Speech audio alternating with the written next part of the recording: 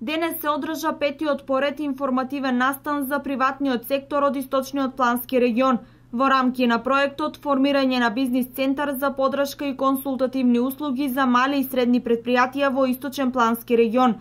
Имено, малите и средни предпријатија имаат многу предизвици пред нив од самото формирање на предпријатието. Всушност, ние и работиме и со малите и средни предпријатија и со поголемите индустријски капацитети, бидејќи нашите консултантски услуги се во делот на животна средина и им помагаме како најдобро да одговорат на предизвиците кои стојат пред нив.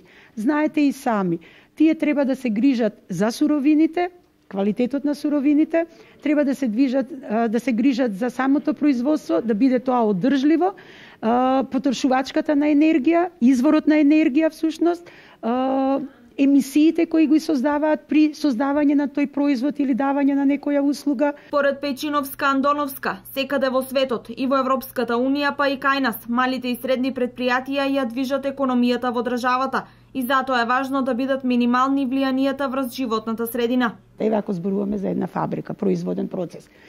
Кога ќе се изгради тој? Пред да се изгради всушност, кога е во фаза на проектирање, треба тие да добијат решение дека нивниот производен погон ќе работи во согласно со барањата на животна средина.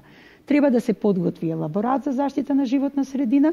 Мислам дека граѓанските здруженија, граѓаните ги почитуваат и ги прифаќаат и ги услужуваат, ќе речеме, за секоја потреба, затоа што знаат дека сме ние луѓе што работиме во нивни интерес.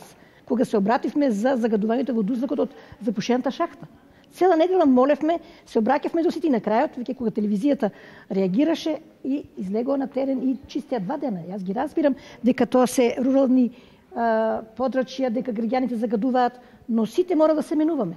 Главната цел на оваа програма е реализација и исполнување на поставените цели за значајните аспекти на животната средина во компанијата, односно подобрување на ракувањето, складирањето и употребата на химикалиите во насока на зголемување на безбедноста и здравјето на луѓето и секако заштита на животната средина.